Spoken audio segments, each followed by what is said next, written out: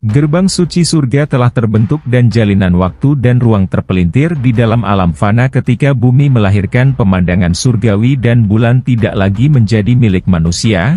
Kemana mereka akan pergi? Dunia para dewa alam para iblis tidak berhenti. Ini adalah dunia manusia di mana akan mengenakan mahkota yang tidak dapat dihancurkan oleh siapapun dan seorang pria ini kemudian menjadi raja era baru namanya adalah Renjie. Ia lahir untuk bangkit ditakdirkan untuk mengalahkan, gimanakah? Kisah lengkapnya langsung saja kita masuk ke ceritanya. 200 tahun yang lalu energi spiritual Blue Star bangkit kembali, bencana besar dan perang antar manusia dan iblis terjadi, membuat manusia kehilangan lautan dan bulan. Inilah penampakan iblisnya yang sangat gila itu, invasi demon yang terus berkembang telah menjadi mimpi buruk bagi umat manusia. Umat manusia benar-benar berada dalam kesengsaraan, kemudian sebuah organisasi di ginseng mendapatkan serangan yang sangat telak dari para iblis. Semuanya bergegas menyelamatkan diri mereka, mencari tempat yang aman. Serangan ini dihasilkan oleh seorang iblis yang dikenal dengan nama Larvatron. Serangan iblis itu benar-benar menghancurkan apapun. Atas kondisi yang ada para petugas ini mulai berdatangan. Mereka akan membantu menyelamatkan para warga dan membantu Departemen Anti-Demon untuk menekan para iblis itu. Hari ini kita pun diperlihatkan dengan Renjie yang belum fokus untuk bertarung. Dia masih baru bangun tidur. Renjie pun jadi tahu tentang situasi yang ada dan dia mulai melangkah. Pada saat ini terjadi orang-orang pun tahu jika tadi malam Renjie pergi keluar lagi dan sibuk melakukan kerja tambahan namun Renjie menyuruh rekan-rekannya itu untuk tutup mulutnya karena sekarang adalah misi mereka untuk membantu para warga. Percakapan kemudian terjadi di sana, teman mengatakan bukannya gimana saudara Ji bagaimanapun juga kau juga merupakan peraih nilai tertinggi dalam ujian masuk akademi, apakah kau tidak lelah melakukan lebih dari 10 pekerjaan sekaligus? Renjie pun berkata, kau pikir aku juga mau seperti ini jika aku tidak bekerja paruh waktu memangnya kau memberiku uang untuk hidup? Kemudian komandan datang ke sana dan mengatakan semuanya diam dan fokuslah. Kalian para anggota magang tunjukkan performa terbaik. Kalian jika berhasil menjadi anggota tetap kalian akan mendapatkan satu kesempatan untuk menyuntikkan cairan awakening gen. Setiap kinerja dicatat dalam laporan evaluasi, semakin banyak orang yang kalian selamatkan semakin besar peluang kalian untuk diangkat menjadi anggota tetap. Saat ini Renjie menyelamatkan orang bukan demi kenaikan pangkat tapi lebih ke kemanusiaan. Si botak mengatakan jadi kau cuma ingin menjadi pahlawan yang menyelamatkan nyawa orang kemudian Renjie berkata sesuai pasal 13.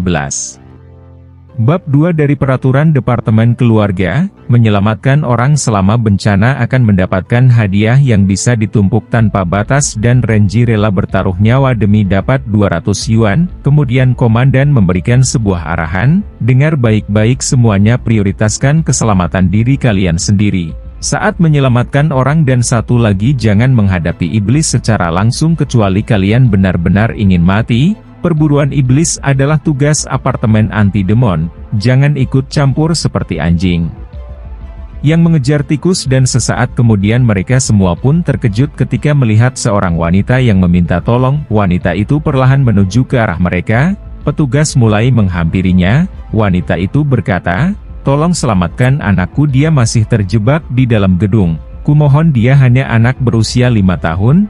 Pada saat ini terjadi Renjie mengatakan apa yang sebenarnya dilakukan oleh Departemen Anti-Iblis, mengalahkan iblis tingkat 3 saja belum bisa mereka bereskan, si botak yang mendengar itu berkata sebagian besar pasukan utama Departemen Anti-Iblis sudah menjalankan misi pemberantasan demon di luar kota, bantuan baru bisa tiba sebentar lagi. Saat ini hanya ada seorang gadis dari Demon Hunter Academy yang masih bertarung, ku dengar dia adalah seorang Divine Chosen. Saat ini anak itu berada di lantai 10 gedung. Pada saat ini terjadi si botak akan segera masuk namun tak disangka Renjie bergegas untuk masuk ke dalam tempat itu dengan kecepatannya, si botak mengatakan kepada Renjie apakah kau ingin membunuh dirimu? Iblis itu belum dikalahkan. Sekarang ini masih sangat berbahaya namun sayangnya si Renjie tidak peduli akan hal itu yang terpenting baginya Paman Wei ini jangan lupa 200 yuannya.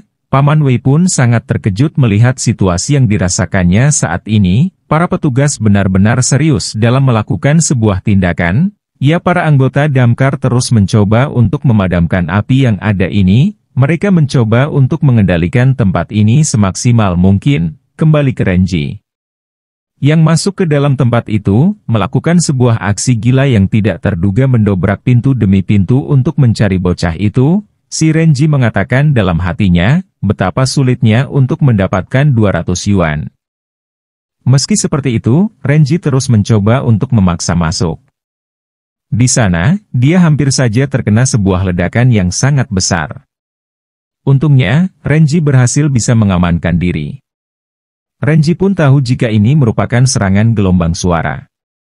Tanpa diduga, dia kemudian melihat pertarungan yang sedang dilakukan oleh seorang gadis berhadapan dengan monster itu.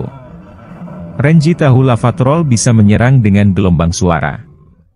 Dan si gadis itu tampaknya cukup kuat. Para Gen Warrior memang berbeda. Mereka bisa bertarung menghadapi demon seperti itu. Renji kemudian mendengar adanya suara anak kecil yang memanggil ibunya. Dia bergegas untuk pergi ke sana, membantu menyelamatkan anak kecil itu. Renji berhasil bertemu dengan bocah itu.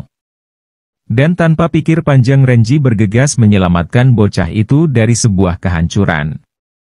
Sebuah bongkahan batu besar hampir mengenai bocah itu, namun Renji berhasil untuk menyelamatkannya. Renji berhasil membantu melindungi bocah itu dan akan bergegas membawanya keluar mencari tempat yang aman. Di luaran, para pasukan pemadam terus mencoba memadamkan api di tempat itu. Hingga akhirnya ketika mereka melakukan proses itu dengan serius, tibalah Renji di sana yang datang dengan semangatnya. Renji berhasil menyelamatkan bocah itu. Semuanya sangat terkejut akan kemampuan Renji itu. Dia sangat luar biasa berhasil membawa bocah itu dengan keadaan selamat. Namun, besar kemudian pertarungan antara si gadis dan si larva semakin memanas. Tanpa diduga, si gadis kemudian melakukan sebuah serangan telak. Namun serangan telak itu mampu dihindari oleh larva. Larva yang kesal kini lantas langsung menyerang ke arah si gadis. Dan memberikan sebuah efek pukulan yang sangat mematikan. Gadis itu mampu menghindarinya.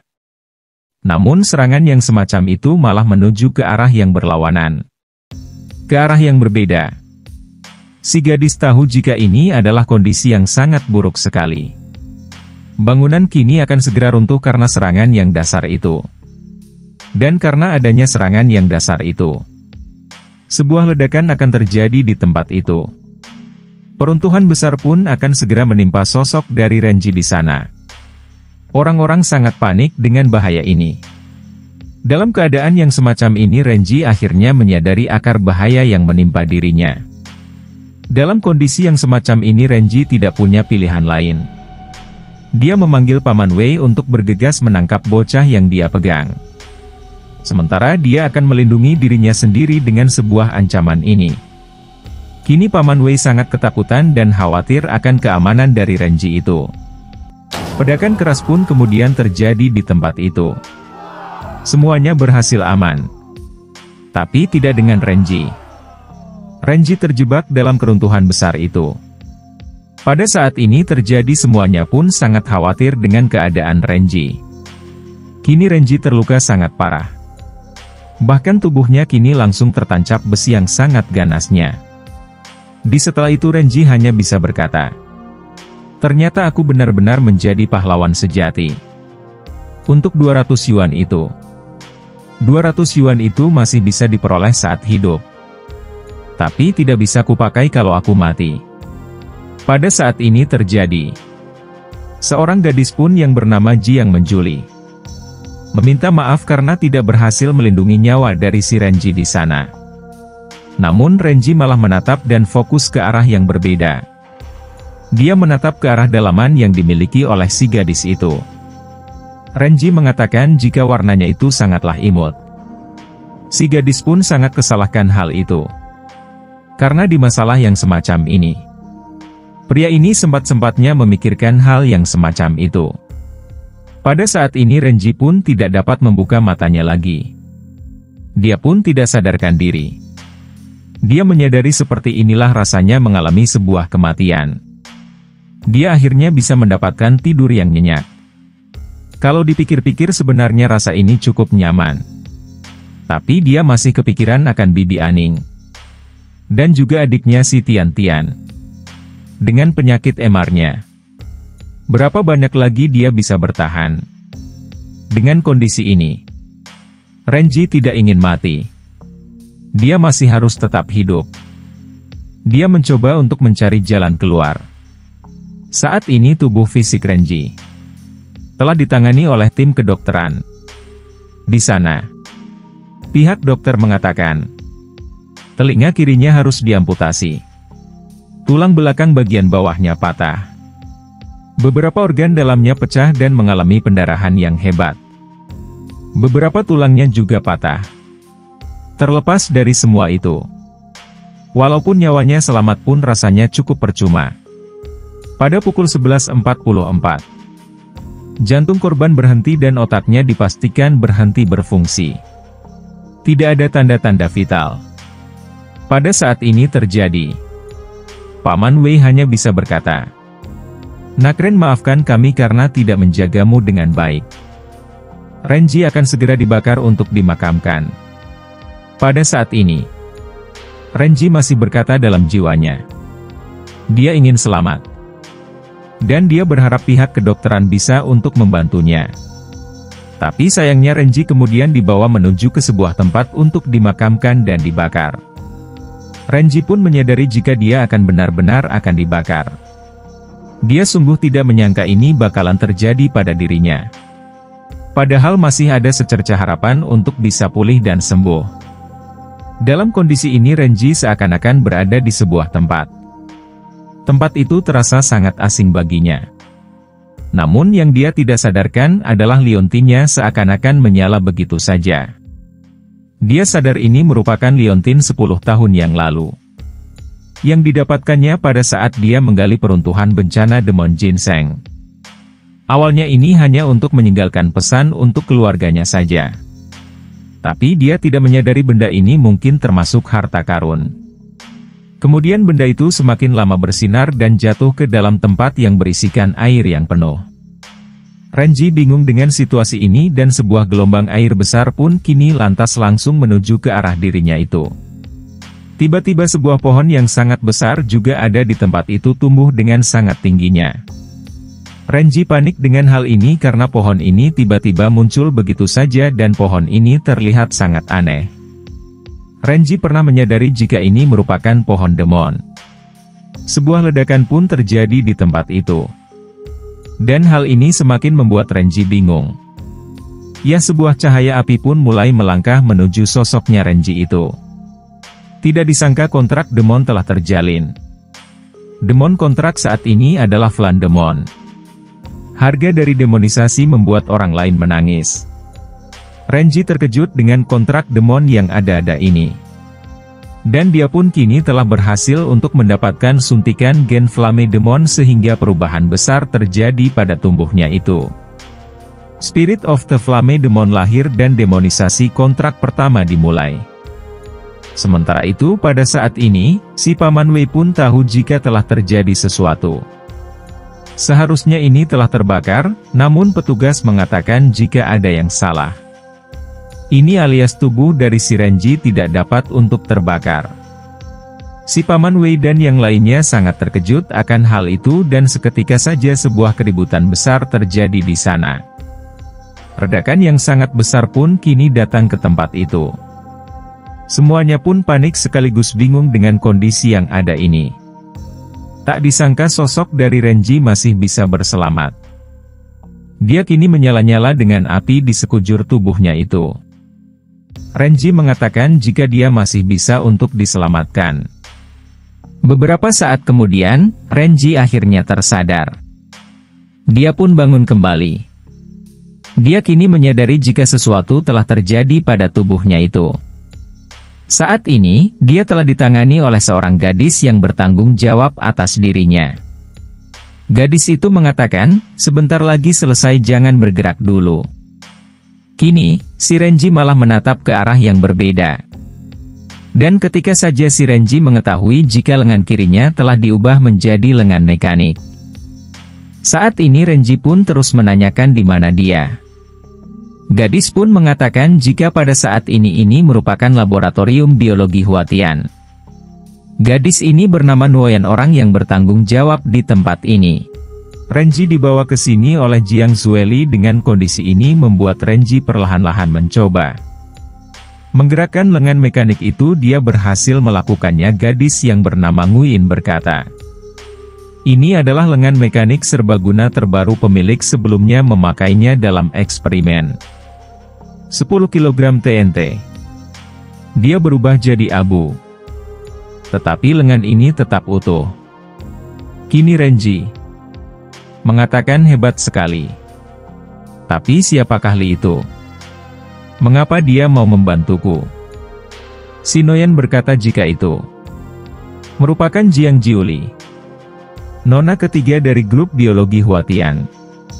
Kini, sosok dari si Renji mengetahui jika orang yang dimaksud merupakan gadis yang sebelumnya minta maaf kepada dirinya itu. Saat ini Nguyen berkata jika Renji cukup beruntung. Renji tidak hanya selamat tapi juga membuka kunci gen dan membangkitkan kemampuan api. Renji mengatakan, "Pikir aku sudah melewati masa untuk awakening gen, bagaimana ini bisa terjadi?" Nguyen berkata, "Tapi kau sudah berada di tahap awakening untuk mempertahankan tubuhmu melalui kultivasi kau.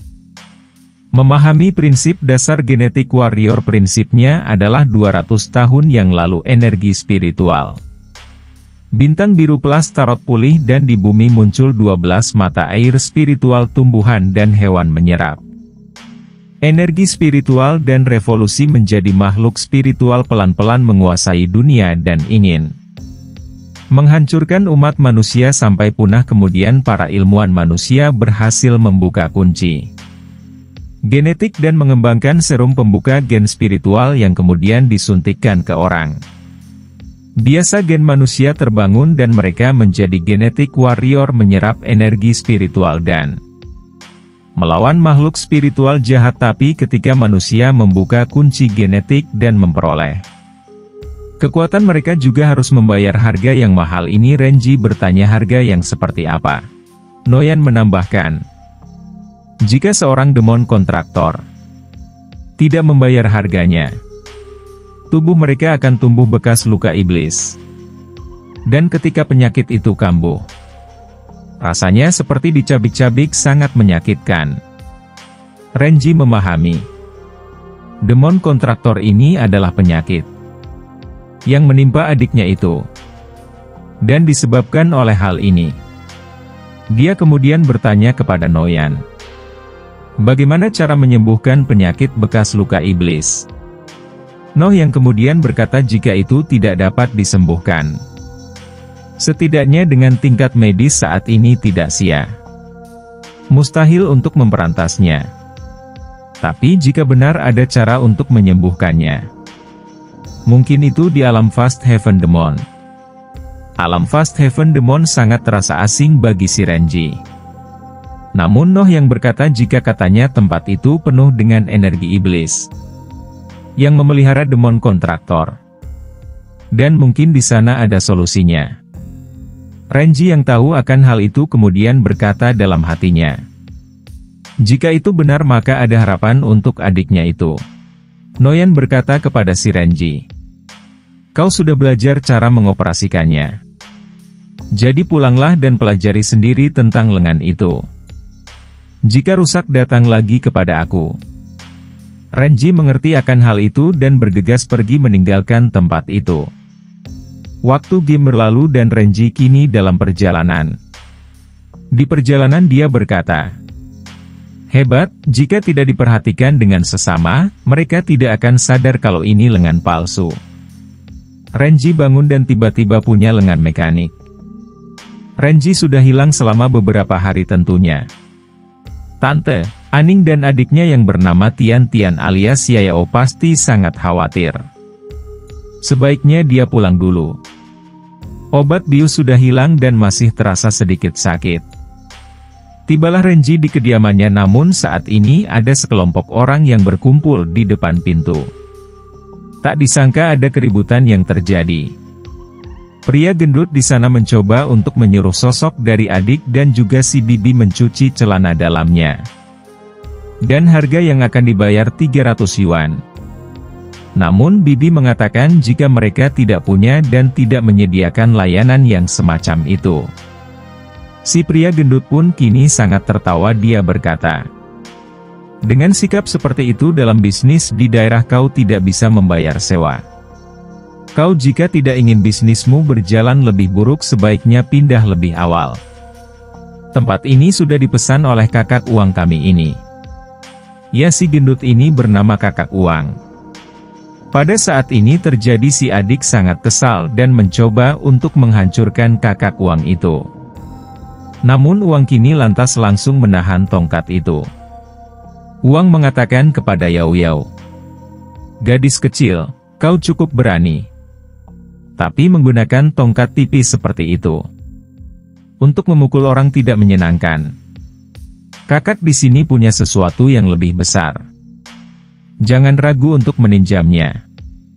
Kini tanpa diduga, si Wang malah mencoba untuk mengganggu tubuh dari sosok dari Yao Yao itu. Pada saat genting seperti ini, tanpa diduga Renji hadir di sana dan mencoba untuk menghadapi mereka semua itu.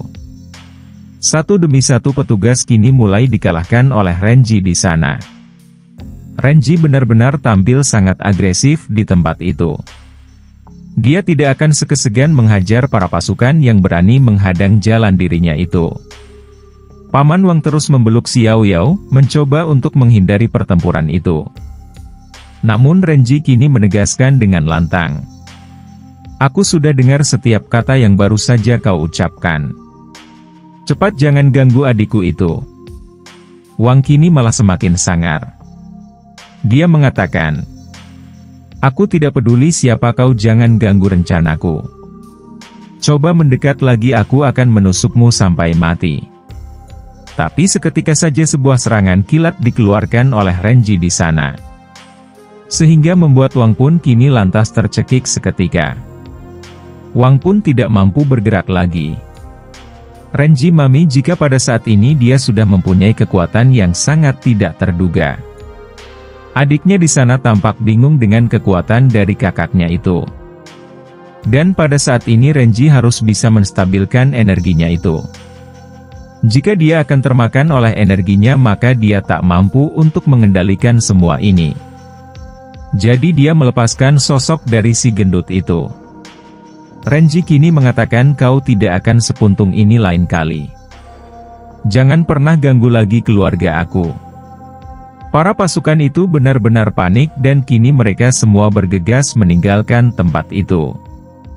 Renji kemudian berkata dalam hatinya, "Apakah kekuatan emosional ini adalah sebuah pertanda yang baik bagiku?" Dengan kembalinya Renji di sana pihak keluarga sangat senang dengan keadaan Renji. Namun mereka menyadari Renji terlihat cukup aneh. Lengan kirinya tampak seperti lengan mekanik. Renji membenarkan hal itu. Dan kali ini Renji menegaskan di masa depan nanti tidak akan ada lagi yang berani menggertak mereka semua. Gini mereka semua pun menyantap makanan untuk menikmati semua ini. Singkatnya beberapa waktu kemudian ketika tidur, Renji berkata doang matinya. Begitu banyak yang terjadi dalam waktu yang singkat. Dan tubuhnya juga telah berubah. Saat ini tiba-tiba Renji tersadar akan satu hal. Dia mengalami rasa sakit di tubuhnya itu. Semakin lama sakit itu semakin dalam. Renji bingung dengan kondisi yang ada ini. Karena ini tidak tertahankan. Renji seakan-akan berada di sebuah tempat lagi, tempat yang sama seperti sebelumnya. Renji kembali melihat pohon iblis yang sangat mengeramkan itu.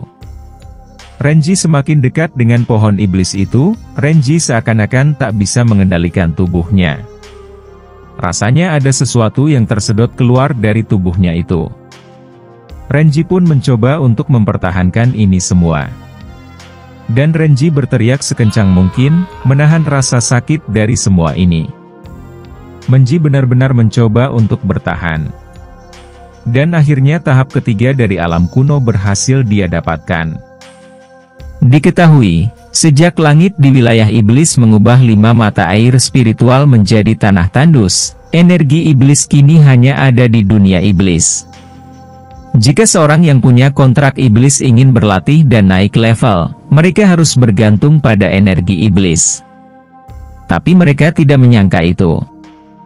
Di tempat yang penuh dengan atmosfer ini, gas hitam yang terbakar dapat mengubah gas tersebut menjadi kekuatan sihir. Tapi syarat untuk perubahan ini adalah menghabiskan banyak energi emosi. Melalui rawa terkutuk, emosi negatif, manusia diubah menjadi sihir hitam, dan kekuatan emosi berasal dari situ. Jika energi emosi yang diberikan kepada roh iblis hilang, roh iblis akan terpengaruh oleh dosa asal iblis. Harga harus dibayar tepat waktu untuk mendapatkan energi emosi yang baru. Jika tidak, kehendak akan dimakan oleh roh iblis dan berubah menjadi iblis sejati. Beberapa waktu kemudian, Renji sedang berada di luar. Dia kini chat dengan Noyan di sana. Renji bertanya, jika roh iblis bernegosiasi dengan kontraktor iblis biasanya, bagaimana situasinya? Noyan berkata jika itu tergantung pada orangnya. Misalnya, roh iblis bisa mengendalikan orang untuk menonton film selama 3 hari, membuat kebiasaan aneh menggigit kuku sendiri, dan apa yang akan terjadi tampaknya berhubungan dengan pengalaman hidup seseorang. Dengan mengetahui hal ini, Renji berkata dalam hatinya, sial, semua energi emosi yang aku simpan sebelumnya telah terkuras habis oleh roh iblis. Aku perlu mencari cara untuk mengembalikan energi emosi ini dan berurusan dengan roh iblis. Aku pasti tidak ingin melakukan kebiasaan aneh apapun, tak lama kemudian tanpa sengaja. Masih Renji pun bersenggulan dengan seorang gadis. Gadis itu tampak terjatuh seketika. Gadis itu kini menatap ke arah si Renji. Renji kini malah menatap ke arah yang berbeda, menatap ke roh pendek dan kaki jenjangnya. Renji benar-benar ingin mendapatkan mangsanya ini. Ketika ini sudah terjadi, Renji perlahan-lahan mulai mencoba menyadarkan dirinya itu. Dia tahu tindakan ini mungkin akan salah. Insana segadis mengatakan kepada Renji, maafkan aku terlalu terburu-buru, jadi tidak memperhatikan jalan. Renji pun mulai terdiam, tapi saat kemudian emosinya melonjak. Dia berkata dengan lantang, jika permintaan maaf berguna untuk apa, polisi ada. Katakan berapa nilai dirimu sekarang, warna celana MU apa dan lepaskan, biarkan aku melihatnya. Semuanya pun terkejut mendengar hal yang semacam itu. Ini benar-benar tidak sesuai dengan norma yang berlaku di tempat itu. Tapi saat kemudian tak disangka, segadis malah mengatakan jika di sini terlalu banyak orang, dia bisa saja melepaskannya dan membawa Renji ke tempat yang aman. Renji bisa melakukan apapun. Renji pun cukup panik dengan adanya hal ini. Dia kemudian bertarung dengan imajinasinya. Dia tidak ingin melakukan hal itu. Dia bergegas pergi meninggalkan tempat itu. Segadis benar-benar tak menyangka dengan tindakan dari Renji itu. Seharusnya dialah yang pergi, bukan si Renji. Tidak disangka segadis kemudian mendapatkan pemberitahuan dari seseorang. Donasen, bagaimana situasinya? Aroma orang itu, apakah kau yakin itu aura roh iblis yang baru terbangun? Kini Sen berkata, iya anak itu. Saat ini bisa dipastikan, adalah orang yang dicari karena tarot. Gadis ini ternyata bukan gadis sembarangan. Dia sedang melakukan cosplay anak sekolah. Mereka akan cari kesempatan untuk melihat apakah anak itu bisa. Dan jangan biarkan anak itu lari lagi. Kalau tidak mereka semua akan mengalami kesulitan. Mereka akan mendapatkan Renji dalam genggaman mereka. Waktu pun kian berlalu, dan kini Renji tiba di sebuah tempat untuk melakukan sebuah perayaan kecil. Dia di sana mendapatkan sedikit uang. Namun terisangkan lagi dan lagi dia bertabrakan dengan seorang gadis. Kini Renji terkejut melihat adanya gadisnya itu. Kini Renji berkata, jika saat ini dia sibuk, dia ingin segera pulang. Namun gadis itu mencegahnya melakukan hal itu. Segeris malah mengira, jika Renji merupakan seorang sopir, Segeris tidak tanggung-tanggung langsung membayar Renji dengan uang yang banyak. Renji yang tahu akan hal itu berkata dalam hatinya, kalau begitu, pekerjaan sopir ini bukanlah yang tidak bisa aku ambil. Renji bergegas melakukan itu, dan bergegas mengantarkan wanita itu di sebuah tempat. Perjalanan dilakukan dalam mobil gadis itu tampak kepanasan. Dia meminta respon dari Renji. Namun Renji saat ini terus terdiam, tidak tahu harus berbuat apa. Renji pun kini lantas, terus saja tersipu malu. Pasar kemudian, si gadis menyerum berhenti di sebuah tempat. Renji bingung dengan keadaan ini. Gadis itu semakin lama semakin mendekat ke arah Renji, yang semakin membuat Renji keringat dingin. Kini gadis itu akan segera melahap Renji di tempat itu. Namun sayangnya, secara tidak diduga Renji bergegas menolak hal itu dengan tegasnya. Renji mengatakan jika dia bukan orang gampangan, dia tidak ingin ciuman pertamanya hilang begitu saja. Ketika Renji mendorong gadis itu, secara tidak diduga, gadis itu berubah mencari sosok yang sangat menakutkan, menjadi iblis liar yang sangat menginginkan aroma darah. Ya, dengan kondisi yang ada membuat Renji tampak panik, mencoba untuk berlindung dari semua ini. Renji pun tahu jika ini sangat menjijikan sekali. Dari arah atas tidak diduga, ada seorang yang kini mengatakan, akhirnya terungkap semua. Kini gadis itu bergegas melakukan sebuah serangan telak ke mobil yang dimiliki oleh si Renji itu. Serangan yang sangat telak itu menghancurkan mobil, dan berusaha untuk melukai sosok gadis itu. Renji tampak panik dengan keadaan ini, dia bingung tentang apa yang sebenarnya terjadi di tempat ini. Serangan telak itu benar-benar menghancurkan apapun. Atas kondisi yang ada, ternyata para pasukan itu merupakan para pasukan pemburu iblis. Dengan kondisi yang ada ternyata para pasukan itu, merupakan para pasukan yang mencoba untuk menangkap gadis itu.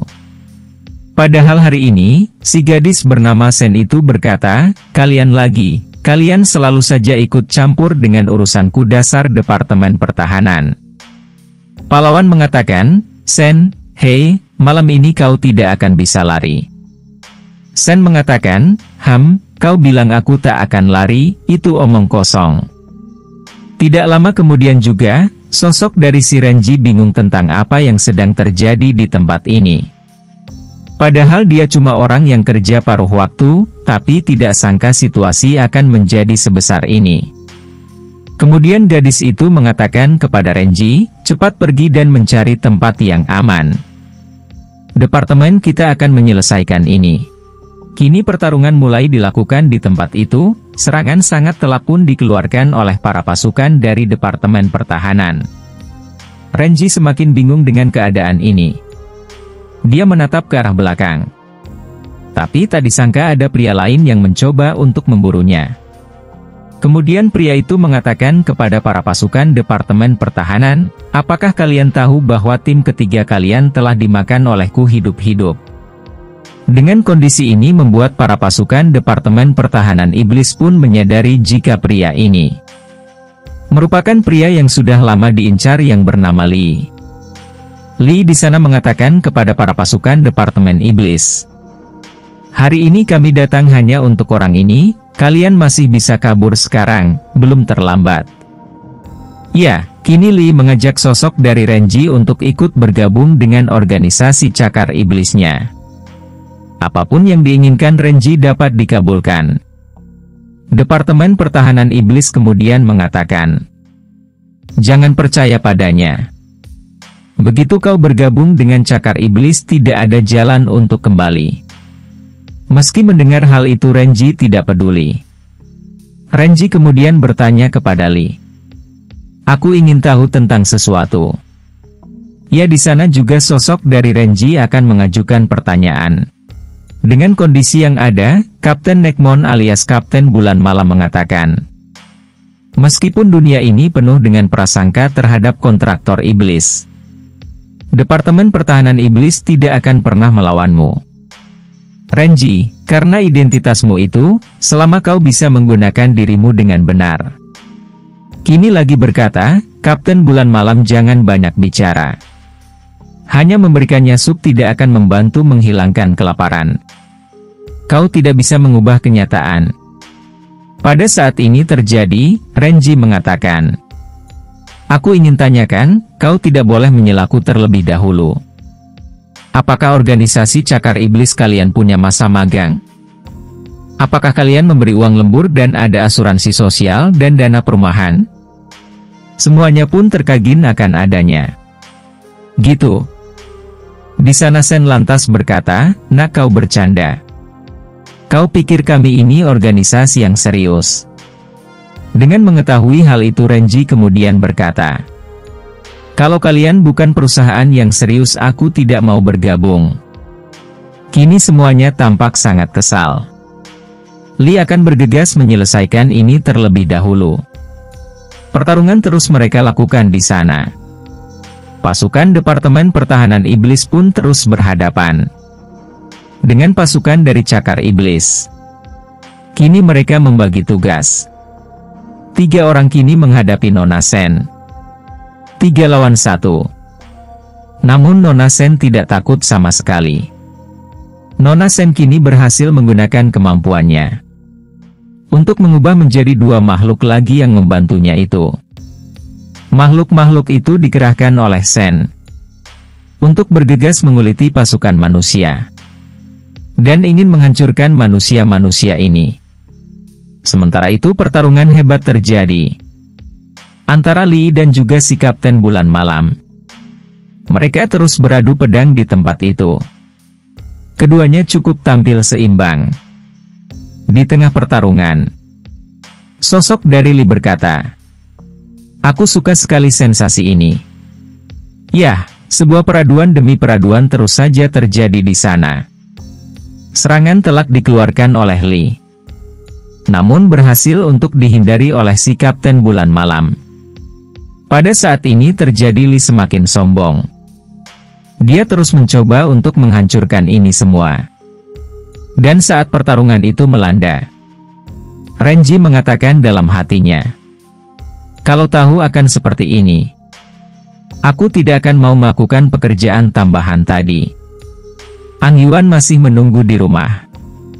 Aku harus cepat kembali. Tapi ketika dia mencoba untuk kembali, dia dihadang oleh si Nona Sen. Nona Sen menghadang jalannya itu dan bergegas melakukan serangan ke arah si Renji itu. Renji benar-benar panik dan mencoba untuk melindungi dirinya di tempat itu. Nona Sen terus berupaya untuk menelan Renji di tempat itu karena dia sudah tidak sabar. Pada saat ini, si Kapten Bulan Malam mencoba menyerupai pasukannya untuk melindungi sosok dari Renji itu. Namun sayangnya karena tidak ada yang tidak bisa, sosok dari si Kapten pun bergegas untuk membantu Renji di sana. Dia akan bergegas untuk membantu menyelamatkan Renji di tempat itu.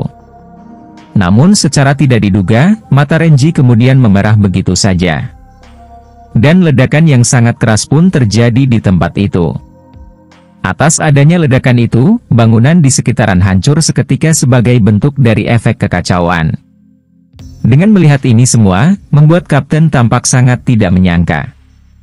Ini adalah fenomena yang baru dia lihat. Kini juga Nona Sen tampak terpukul, wajahnya kini kesakitan.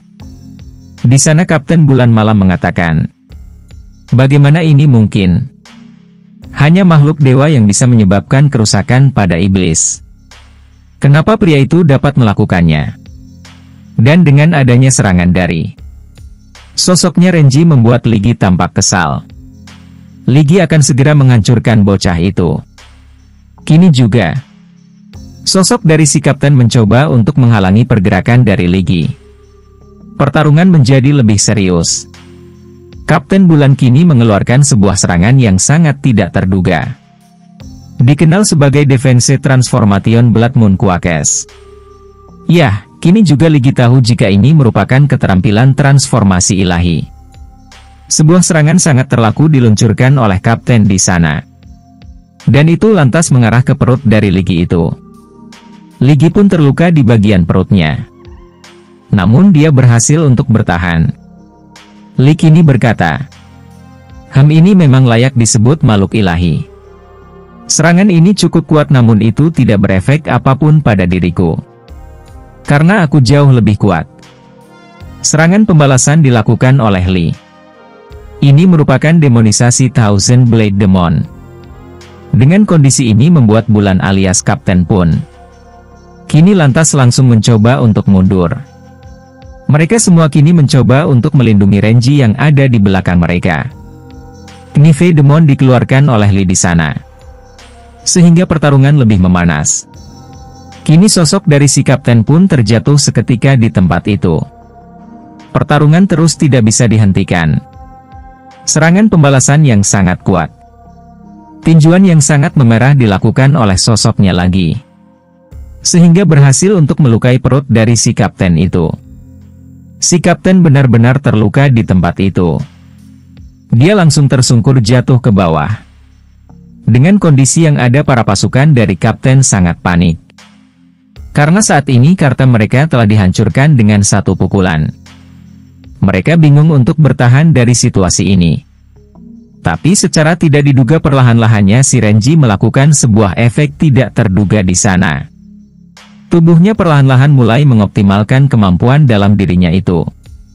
Saat ini Renji masih terus berjuang untuk melawan kehendak iblis.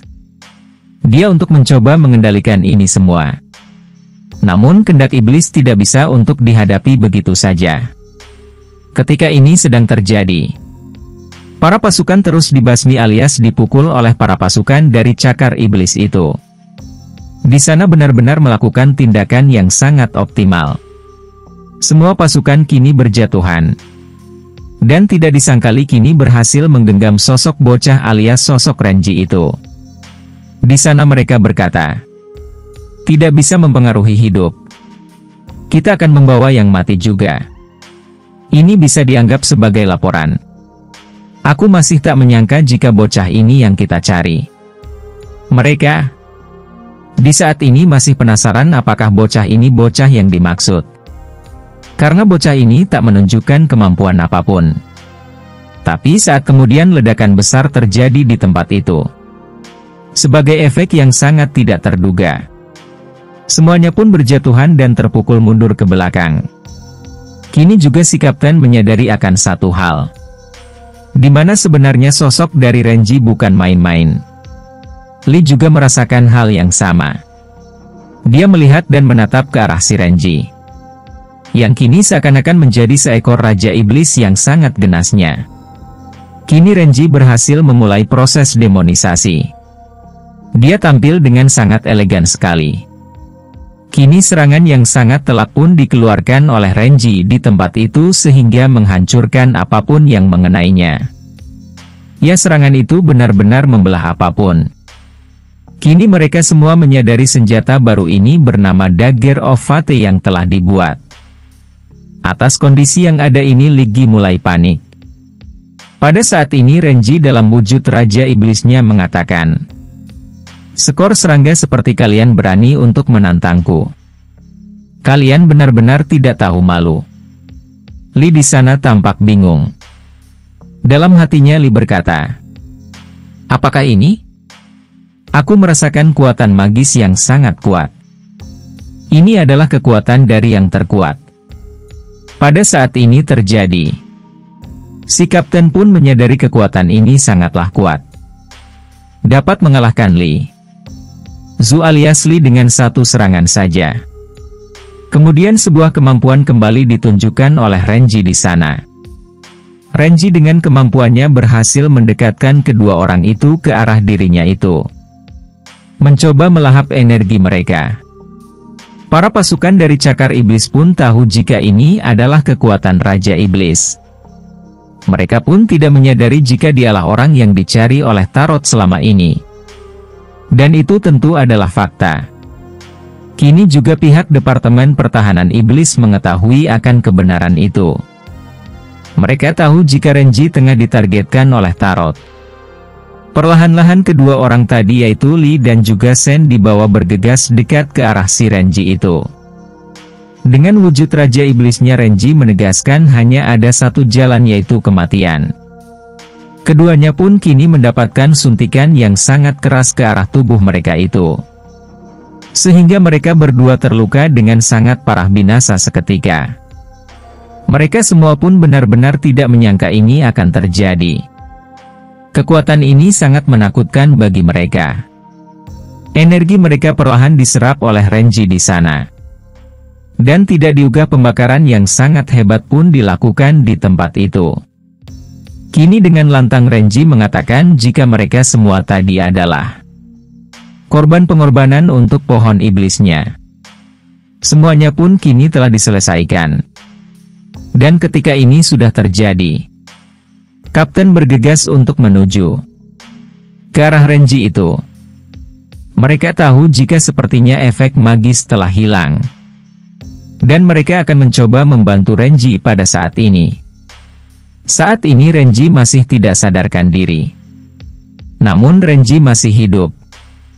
Kini juga Kapten mengatakan kepada para pasukannya, dia ini terlalu berbahaya. Kita harus segera menanganinya.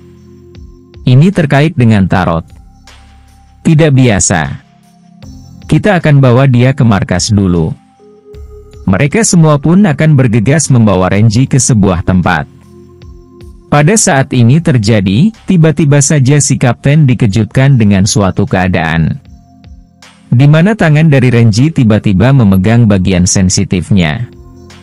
Dia pun bergegas menjatuhkan Renji di sana yang tampak aneh itu. Renji akhirnya tersadar dan Tiakini langsung mengatakan jika dia meminta maaf.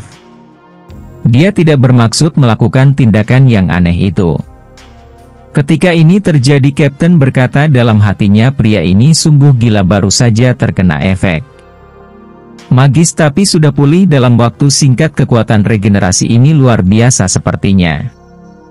Dia tidak hanya berkontrak dengan iblis biasa. Kemudian Renji berkata, aku rasa aku tidak perlu campur tangan lagi dengan semua ini. Aku sudah ada janji makan malam jadi aku harus pulang. Namun sayangnya, para pasukan Departemen Iblis melarang hal itu. Ketika ini sedang terjadi, Renji mengatakan jika dia tidak bisa untuk bergabung dengan organisasi apapun. Namun sayangnya, para pasukan Departemen Iblis memaksa dan langsung menahan Renji begitu saja. Renji pun ditangkap di tempat itu. Renji kemudian dibawa ke dalam sebuah mobil dan akan dibawa ke markas mereka. Dan perlu diketahui pada saat ini sosok dari Renji kini telah mengetahui jika di pohon iblisnya sudah terdapat dua roh iblis dari dua orang itu. Renji bingung kenapa mereka berdua bisa datang ke sini. Renji pun tahu jika pada saat ini, inilah jiwa yang dihasilkan dari proses penyerapan yang dia lakukan tadi. Beberapa saat kemudian Renji pun terus dibawa oleh pihak Departemen Pertahanan Iblis. Di sana Renji sengaja untuk mengatakan jika dia izin buang air besar. Para petugas pun kemudian turun dan langsung menunggu Renji untuk melakukan hal itu. Kini tiba-tiba saja tak lama kemudian Renji menyamar menjadi seorang pak tua dan dengan kemunculan kakek tua itu membuat pihak petugas tidak curiga sedikit pun.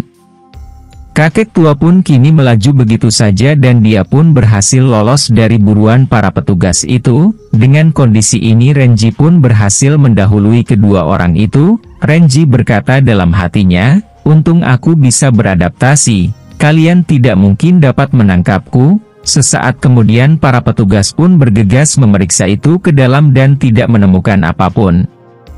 Di keesokan harinya di Departemen Pertahanan Iblis, ketua mereka pun kini sangat kesal. Dengan lantang dia mengatakan, kalian sudah kelompok orang tapi masih membuatnya melarikan diri dengan mudah. Dan tidak disangka itu merupakan kepala Departemen Pertahanan Iblis yang bernama Senshi. Di sana Senshi akhirnya tahu jika Renji ternyata merupakan orang yang dicari oleh Tarot.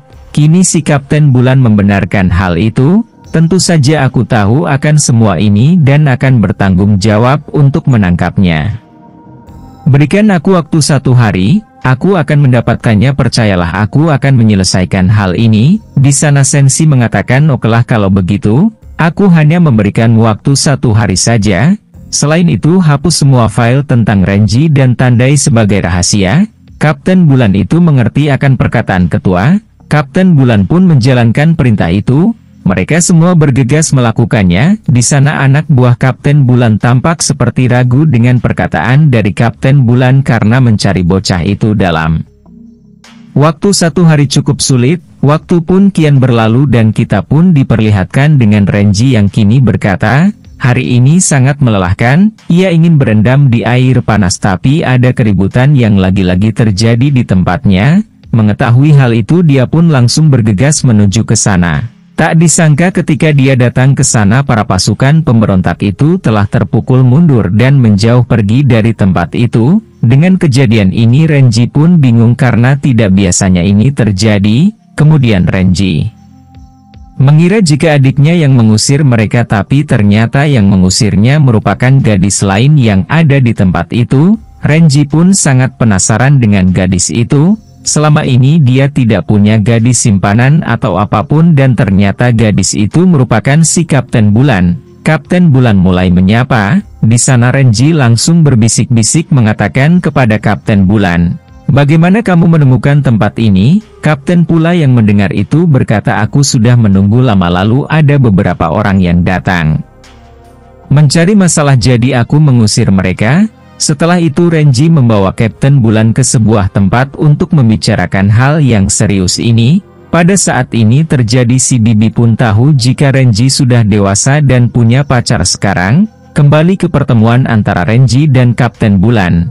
Di sana Renji kini mengatakan, "Kalau ada masalah datanglah padaku, tolong jangan ganggu keluargaku." Si Kapten Bulan yang mendengar itu berkata, "Sepertinya kau salah paham, aku bukan untuk mengacaukan. Saat ini lihatlah.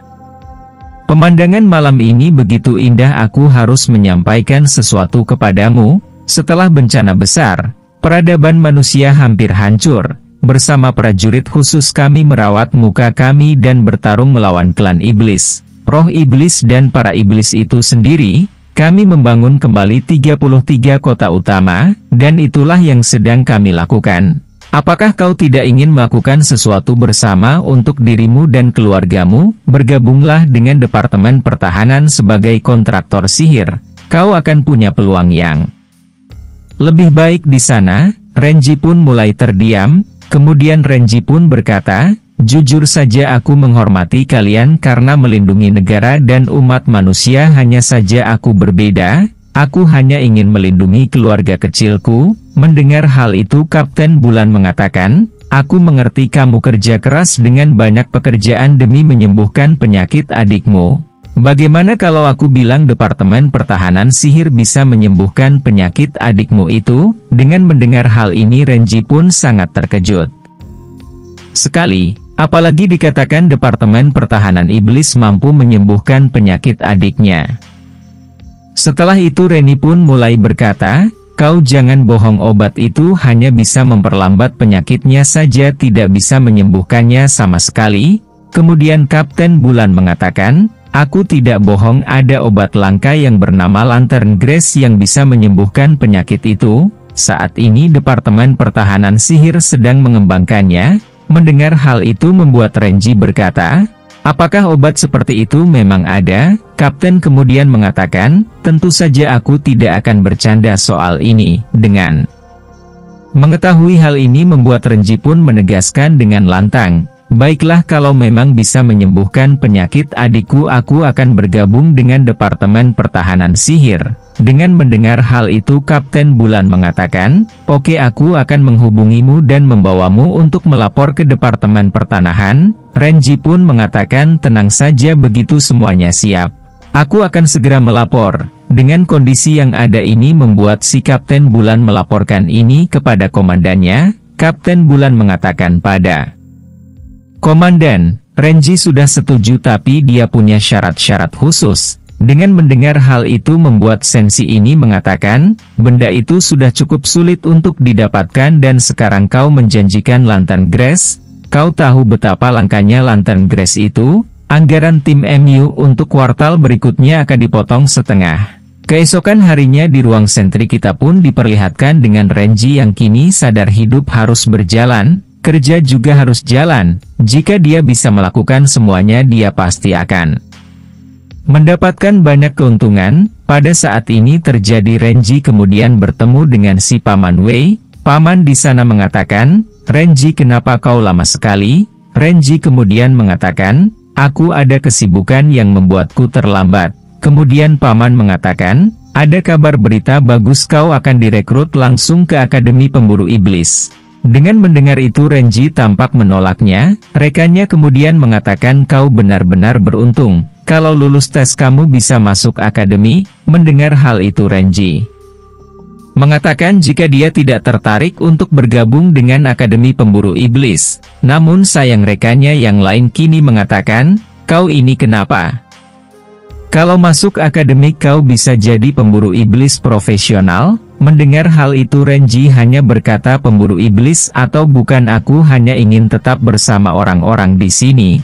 Tapi sesaat kemudian rekannya menambahkan, "Aku dengar kalau jadi pemburu iblis profesional bayarannya puluhan ribu untuk sekali tugas, bahkan bisa lebih." Dengan mendengar hal itu sosok dari si Renji tampak sangat penasaran dan senang sekali. Dia pun akan bergegas menuju lokasi tesnya. Singkatnya tibalah kita di tempat latihan ujian Sentry Officer.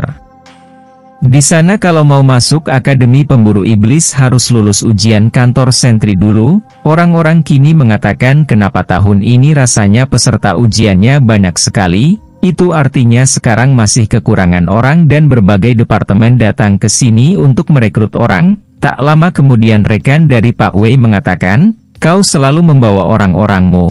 Pak Wei kemudian mengatakan, "Jika aku tidak membawa orang kau tidak akan ada kerjanya." Setelah itu Pak Wei mengatakan kepada seluruh murid bawaannya, "Kalian jangan membuatku malu." Semuanya pun mengerti akan hal itu. Kemudian Renji melihat ada wanita yang pernah dia temui sebelumnya, di mana wanita itu kini juga mulai memandang ke arah Renji, dan ketika perempuan itu ditanya mengenai Renji dia menjawab jika dia tidak kenal sama sekali. Setelah itu para calon pemburu pun sangat bersemangat untuk masuk menjadi pemburu iblis. Mereka membakar semangat mereka di tempat itu. Pemimpin di sana mengatakan, "Baik, pada ujian kali ini, peserta yang mendapatkan nilai tertinggi akan mendapatkan hadiah tambahan sebesar 30.000 yuan. Pertama ujian panjat tali." Semuanya pun pergi melakukan hal itu. Mereka semua tahu jika inilah keahlian mereka semua. Kemudian Renji melakukan itu dengan sangat cepat sekali dan sangat santainya. Dia berhasil menang dengan sangat mudah dan hal ini membuat orang-orang sangat marah karena Renji malah menggunakan lengan mekaniknya. Ini seperti kecurangan tapi tidak ada aturan tentang ini. Semua wanita melihat hal ini dan merasa jika pria ini cukup aneh. Kemudian pemimpin regu berkata, "Tidak ada aturan yang melarang penggunaan lengan mekanik dan nilai ujian tetap sah." Semuanya pun harus menerima hal itu. Sosok dari Renji sangat bangga dengan adanya hal ini. Ujian berikutnya adalah lari 30 meter dengan membawa beban orang yang diselamatkan. Saat lari 3 km pastikan keselamatan orang yang diselamatkan itu. Renji tahu jika ini hanyalah 3 km saja, ini terlalu mudah baginya. Proses persiapan pun dilakukan dan mereka semua mulai lari. Tapi entah kenapa boneka yang dipegang Renji gampang sekali rusak, sehingga lengan boneka pun patah. Paman Wei pun bingung harus melakukan apa karena Renji menggunakan kekuatannya terlalu besar. Paman Wei menyuruh pemimpin untuk mencari boneka yang lain. Namun pemimpin mengatakan jika tidak ada boneka cadangan di lapangan ujian, dan jika tidak menyelesaikan lari 3 km dalam waktu yang ditentukan ujian akan gagal. Di sini si wanita bingung dengan hal itu dan kini dia mengetahui jika Renji datang ke arahnya. Ya, Renji menuju ke wanita yang pernah dia temui sebelumnya. Renji pun pada saat ini langsung mengatakan kepada gadis yang bernama Sueli itu, "Jika tidak ada boneka, kalau begitu aku bawa orang sungguhan seperti ini." Gadis itu mencoba menolak. Dia mengatakan, "Kau brengsek, mau ngapain? Lepaskan aku." Namun sayangnya Renji mengatakan jika dia butuh bantuan sebentar saja. Si gadis pun langsung digendong begitu saja oleh Renji. Di sana mau tak mau si gadis pun menerima hal itu. Sueli ini dibawa lari oleh si Renji dengan kecepatannya. Para peserta sangat bingung. Pada saat ini Renji benar-benar tidak terduga Renji telah membawa orang sungguhan dalam kompetisi ini. Si gadis kini mencoba untuk bersikap layaknya boneka. Atas kondisi yang ada ini membuat Paman Wei dan pemimpin tahu jika hal ini secara teknis dan aturan masih bisa untuk diperbolehkan. Kini tibalah di ujian terakhir simulasi penyelamatan. Saat ini para peserta berada di dalam bangunan yang terkena bencana. Orang di sebelah mereka merupakan orang yang terluka. Mereka semua harus mengobati lukanya dan membawanya keluar dari zona bahaya dengan aman. Kondisi orang yang terluka kaki kanan hancur dan patah, luka di perut dan juga masih dalam keadaan syok. Ujian pun dimulai dan lagi karena tidak ada boneka. Renji akan menggunakan sosok dari Sueli sebagai bahan prakteknya. Kini Renji pun mengatakan, "Aku harus menghentikan pendarahan di kakimu dulu karena kau dalam kondisi shock. Aku harus memulihkan detak jantungmu." Ya, proses mulai dilakukan oleh Renji, namun si gadis mencoba untuk menolak hal itu karena bagian itu merupakan area sensitifnya. Dengan kondisi yang ada ini Sueli mencoba mengatakan kepada Renji, "Kalau kau melakukan ini, aku akan menghajar MU." Renji pun akhirnya semakin tampak aneh dan mengatakan kepada gadis itu, "Kau ini sudah kehilangan banyak darah dan dalam kondisi syok. Aku juga harus memberimu nafas buatan." Si gadis pun kini mencoba untuk menolak hal itu dan apakah yang akan terjadi selanjutnya. Part pertama pun berakhir sampai di sini.